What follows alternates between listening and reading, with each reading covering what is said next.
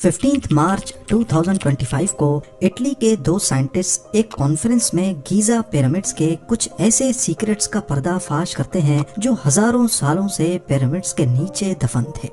उन्होंने पिरामिड्स के नीचे ट्यूब जैसी शाफ्ट्स का एक बहुत बड़ा नेटवर्क डिटेक्ट किया है जो जेरे जमीन 2 फुटबॉल फील्ड्स जितने बड़े चेम्बर्स से जाकर मिलते हैं।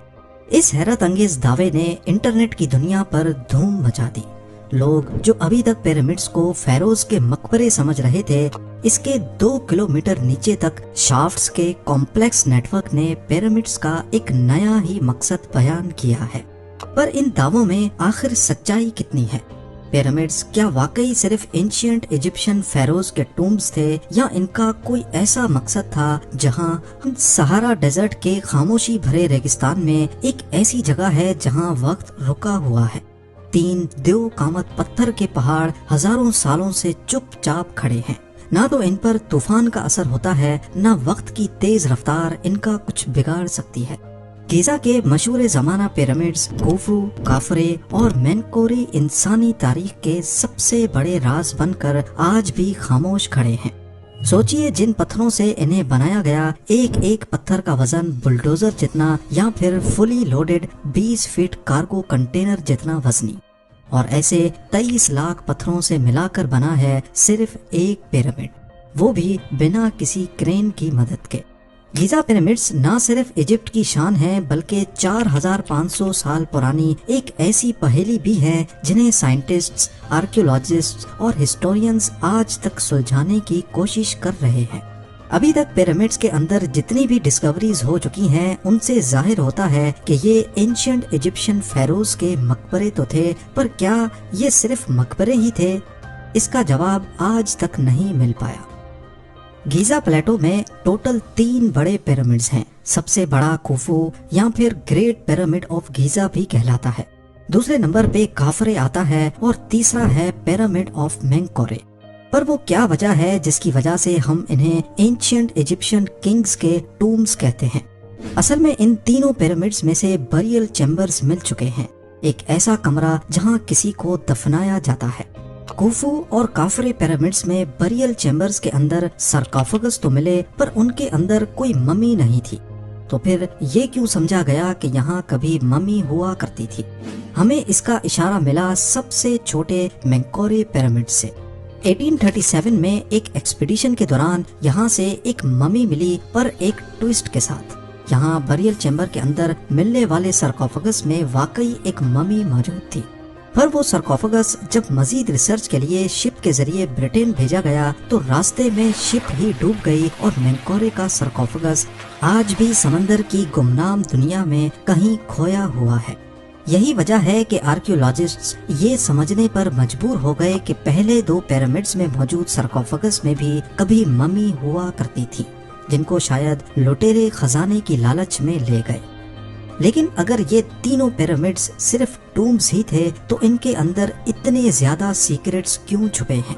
इतनी ज्यादा मिस्ट्रीज छोड़ने की जरूरत ही क्या थी? कुछ लोग कहते हैं कि ये काम स्पेस से आई किसी मखलूक का कारनामा है, तो दूसरे मानते हैं कि ये दुनिया में बिखरी हुई एंशिएंट एनर्जी ग्रिड का हिस्सा थे। इन तीनों पिरामिड्स का सिर्फ साइज ही नहीं बल्कि उनकी अलाइनमेंट भी एक ना समझ आने वाली पहेली है। गीजा के पिरामिड्स जो हजारों सालों पुराने हैं, वो बिल्कुल एग्जैक्ट कार्डिनियल डायरेक्शन के मुताबिक अलाइन है, यानी नॉर्थ, साउथ, ईस्ट और वेस्ट। और ये अलाइनमेंट इतनी परफेक्ट है कि आज के जीपीएस सिस्टम्स भी शर्मा जाएं। क्या ये बस सिर्फ एक कोइंसिडेंस था या फिर किसी सीक्रेट नॉलेज या किसी एडवांस्ड सिविलाइजेशन का हुनर? पिछले 150 सालों से मॉडर्न साइंस सिर्फ पिरामिड्स के उभरे हुए स्ट्रक्चर के सीक्रेट्स पर हैरान थी, पर असल राज तो शायद इसके नीचे छुपा है। 15 मार्च 2025 को फ्रांस और इटली के 2 साइंटिस्ट ने ये दावा किया है कि रडार की मदद से उन्होंने पिरामिड्स के नीचे एक बहुत बड़ा कॉम्प्लेक्स स्ट्रक्चर ढूंढ निकाला है। सिंथेटिक अपर्चर रडार, जिसे शॉर्ट में सार भी कहा जाता है, इस टेक्नोलॉजी को इस्तेमाल करते हुए इन लोगों ने काफरे पिरामिड के नीचे एक 2 किलोमीटर लंबा अंडरग्राउंड स्ट्रक्चर डिटेक्ट किया है, जो तीनों पिरामिड्स के नीचे फैला हो सकता है।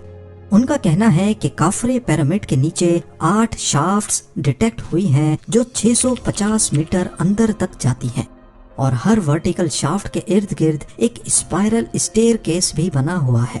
اور سب سے حیرت انگیز بات کہ ان شافٹس کے نیچے 2 بہت بڑے چیمبرز بنے ہوئے ہیں جن کی سائز 2 فٹ بال فیلڈ جتنی بڑی ہے۔ جہاں پہلے صرف یہ سمجھا جا رہا تھا کہ پیرامڈز فیروز کے مقبرے ہیں، وہیں ان سائنٹسٹ کے دعووں نے ہسٹری کی دنیا میں ایک نئی بحث چھیڑ دی ہے کہ کیا واقعی پیرامڈز کا اصل مقصد کچھ اور ہی تو نہیں تھا۔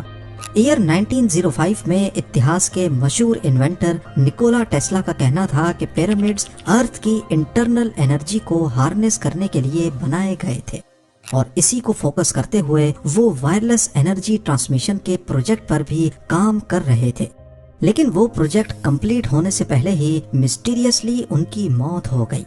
اور اب اس نئی سو کالڈ ڈسکوری نے نکولا ٹیسلا کی تھیوری کو دوبارہ سے زندہ کرنے کا ایک اور موقع دیا ہے۔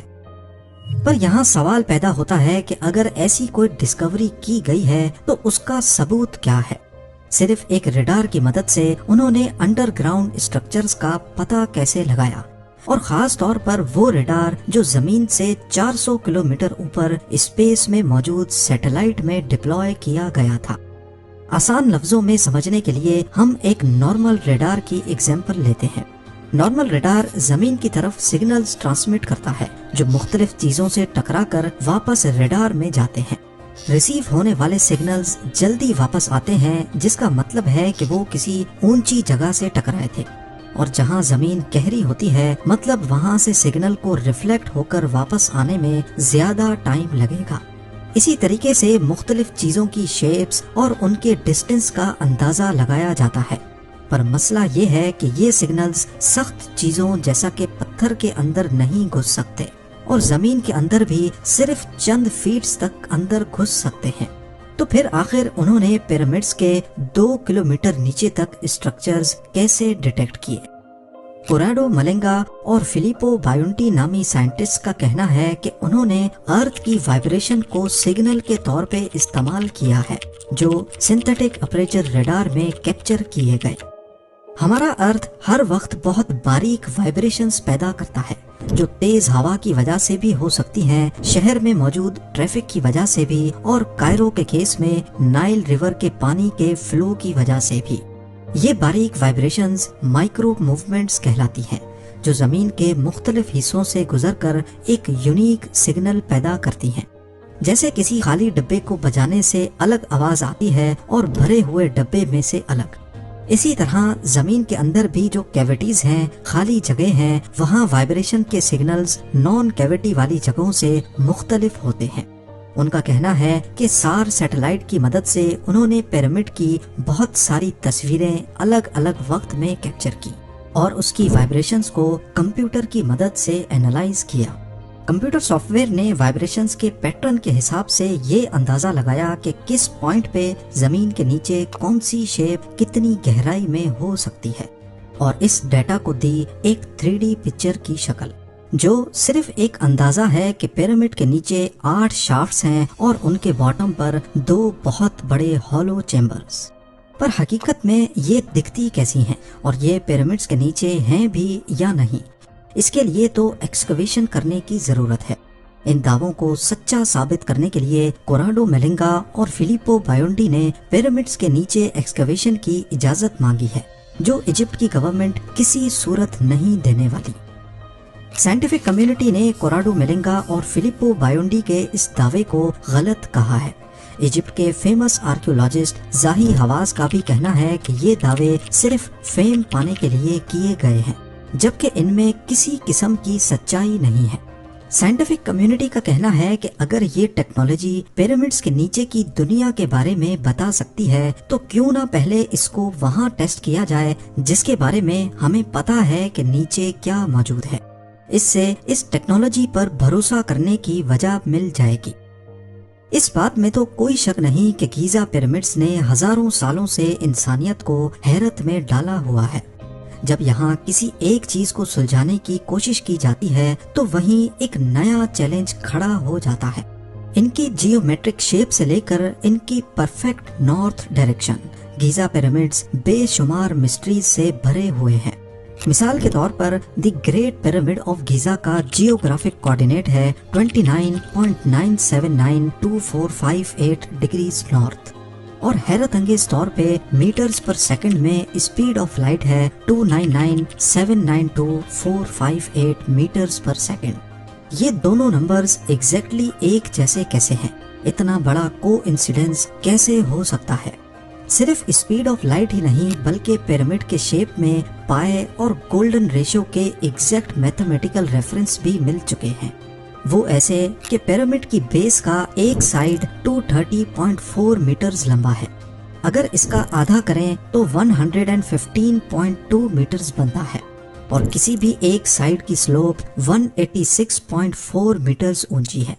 अगर इन दोनों का रेशो निकाला जाए 186.4 डिवाइडेड बाय 115.2 तो जवाब आता है 1.618। हैरत अंगेज तौर पे अगर आप इस नंबर को गूगल पे चेक करेंगे तो इसकी वैल्यू 5 के बराबर है, जिसे गोल्डन रेशो भी कहते हैं। ये गोल्डन रेशो एक ऐसा नंबर है जो कुदरत में बार बार नजर आता है। फूलों की पत्तियां, सी शेल्स और इंसानी चेहरे, इन सब में भी गोल्डन रेशो है। गोल्डन रेशो का कॉन्सेप्ट सबसे पहले ग्रीक मैथमेटिशियन यूक्लिड ने 2300 साल पहले डिफाइन किया था, लेकिन उस वक्त इसे डिवाइन प्रोपोर्शन कहते थे। बाद में इसे आर्ट, नेचर और आर्किटेक्चर में बार बार यूज किया गया और आज हम इसे कहते हैं गोल्डन रेशो।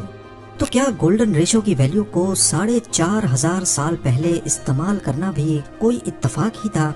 इन सारी हकीकतों के साथ साथ अगर इटालियन साइंटिस्ट की ये अंडरग्राउंड स्ट्रक्चर्स वाली डिस्कवरी भी सच्ची निकली तो इसका मतलब है कि पिरामिड्स के बारे में हमारा अब तक अंदाजा पूरी तरह से गलत था।